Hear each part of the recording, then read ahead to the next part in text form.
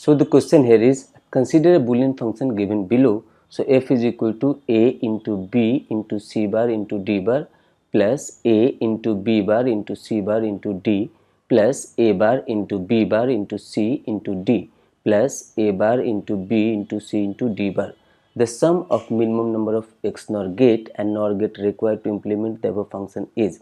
So students यहाँ पे कई बार सोचते हैं कि इस टाइप के क्वेश्चन सिर्फ ये NAND NOR बेस्ड आते हैं, लेकिन ऐसा नहीं है।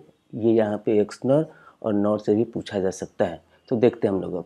तो यहाँ पे ये हमने एफ इज इक्वल टू ये फंक्शन लिखा है, तो यहाँ पर जब इन दोनों टर्म को कंबाइन करेंगे तो यहाँ से ए सी बार कॉमन आएगा, so that we will be having B D bar plus B D bar plus इन दोनों टर्म को कंबाइन करेंगे तो यहाँ पर आपको मिलेगा।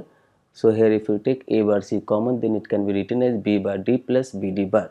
So here we can write this AC bar into B XOR D plus A bar C into B XOR D. अब इन दोनों में हमारा B XOR D कॉमन है, so that we can write it here AC bar plus A bar C. Then we can write it here A XOR C into B XOR D. अब यहाँ पर हमको ये मिल गया एंड और XOR gate के form में, तो यहाँ पर बनाते हैं सर्किट. सो ये हमारा सर्किट हो गया, दो XOR गेट और एक AND गेट. जैसे कि हम लोग जानते हैं कि XOR गेट के आउटपुट में अगर बबल डालते हैं तो ये हमारा XNOR गेट होता है, ये भी हमारा XNOR गेट हो जाएगा. और इस बबल के इम्पैक्ट को नलीफाई करने के लिए यहाँ पर एक बबल डालते हैं और यहाँ पर एक बबल डालते हैं.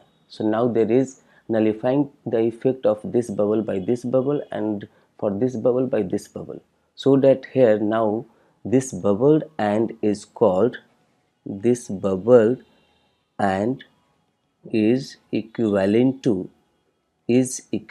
to NOR gate. तो यहाँ पर अगर आप इसको बनाएंगे फिर से, तो इसका इक्विवेलेंट सर्किट कुछ ऐसा होगा.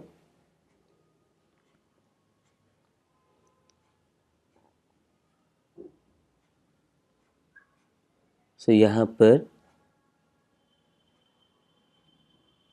ये हो गया हमारा NOR गेट. सो आप देखेंगे तो इस फंक्शन को इम्प्लीमेंट करने के लिए हमको कितना XNOR गेट चाहिए, तो दो XNOR गेट चाहिए और एक NOR गेट चाहिए.